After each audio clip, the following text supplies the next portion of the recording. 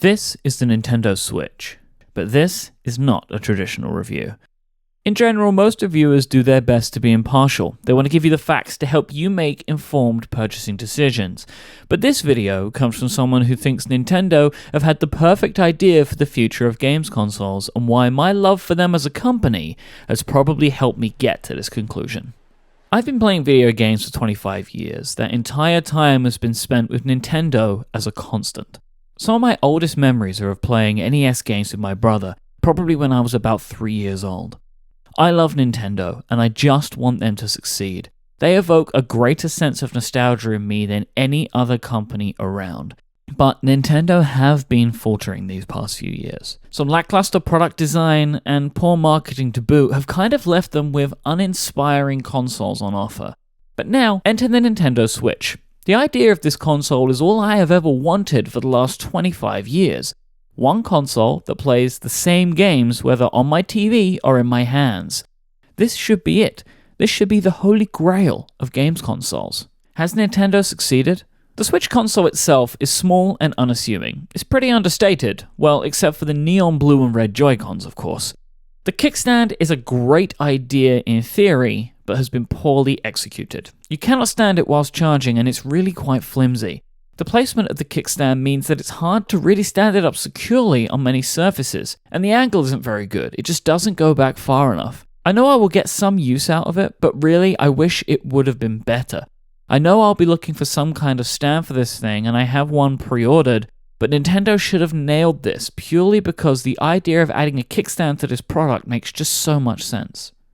The Switch dock is simple, but an effective part of this system. It has built-in cable management to keep things out of the way, and the system easily goes in and out without much fiddling at all. It's really low profile, and it makes the Switch not look out of place next to a TV.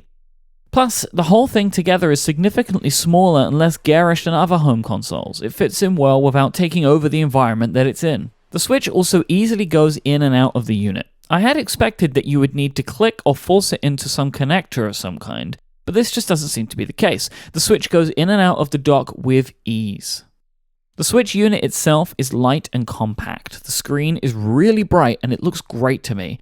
It does feature a touchscreen, but I'm not sure that it's really needed, to be honest, because I can't imagine many games taking much use of it, because any game that uses a touchscreen would have to have some kind of fallback for when you've got it plugged into your TV. So I can't really see how any developer would take real use out of the touchscreen that's attached.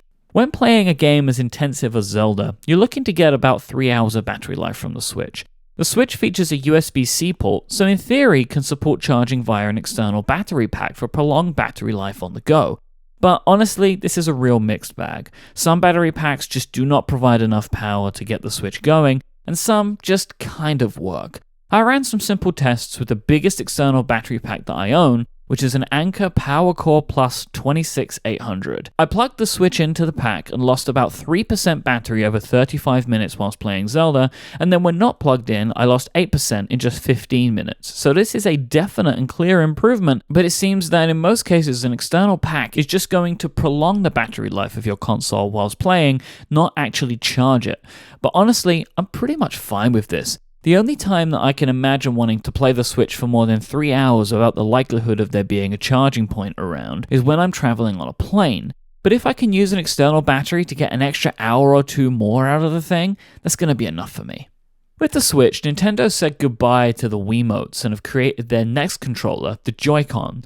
You can definitely see some of the lineage to the Wiimote, but the Joy-Cons have been custom built with the Switch in mind. They feel great, they have a soft touch plastic that I really like and make them great to hold on to, they're nice and grippy. The blue and red versions are my favorite over the grey. They really have a lot of pop, and they add character to the console itself with 2 new colors for Nintendo.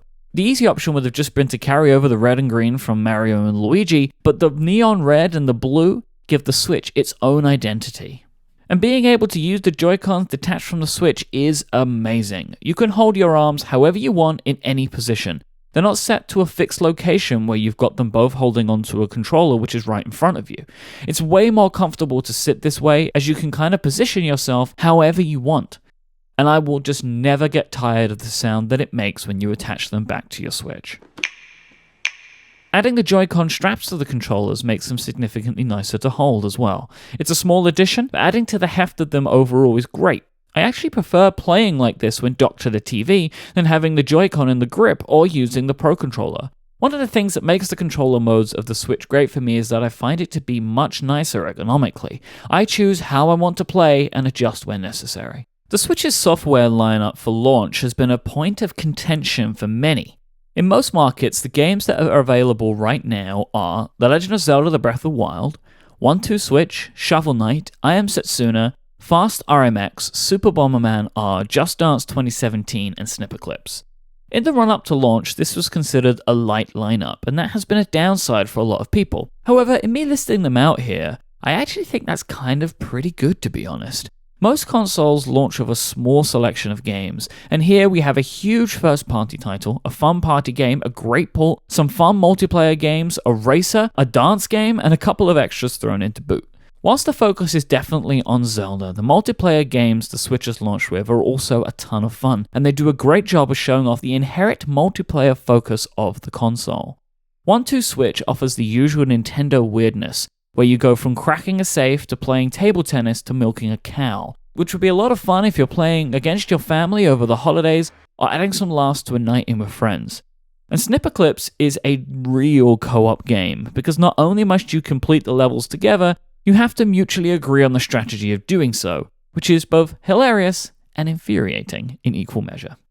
But let me just say a few things about The Legend of Zelda: Breath of the Wild. I have never been a huge Zelda fan. I've played a couple of the games, but I've never loved Link as much as I love Mario. But Breath of the Wild is just incredible.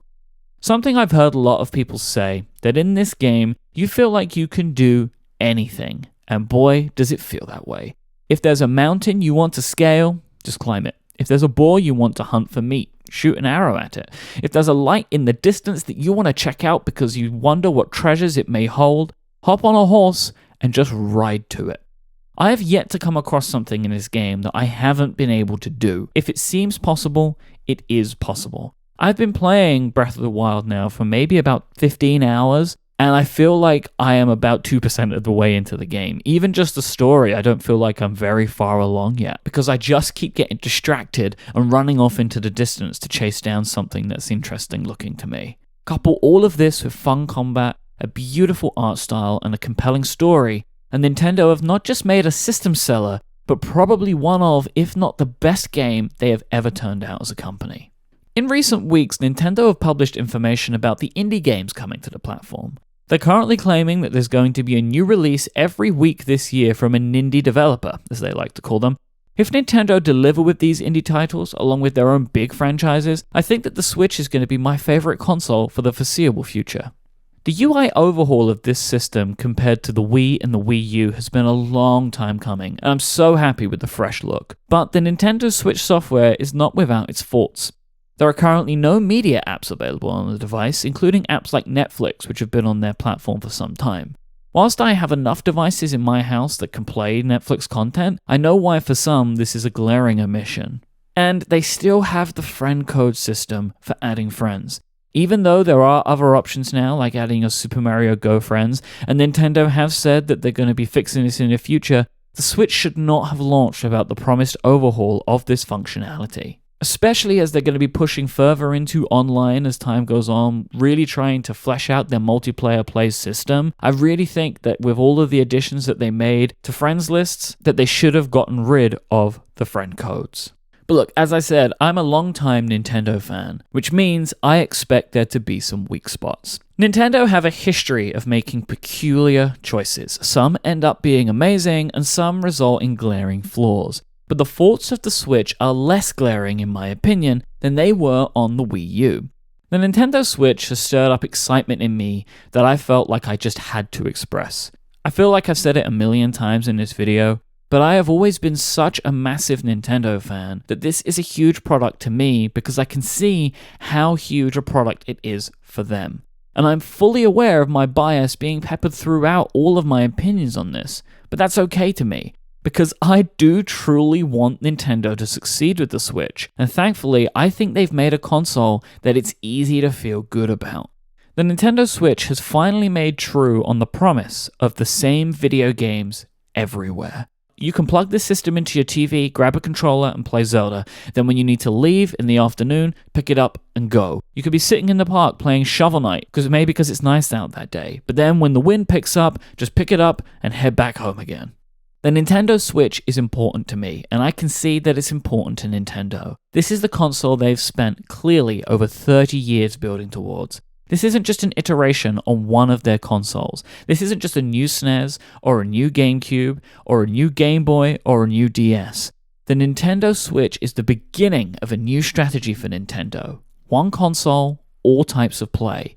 It's a revolution, not an evolution.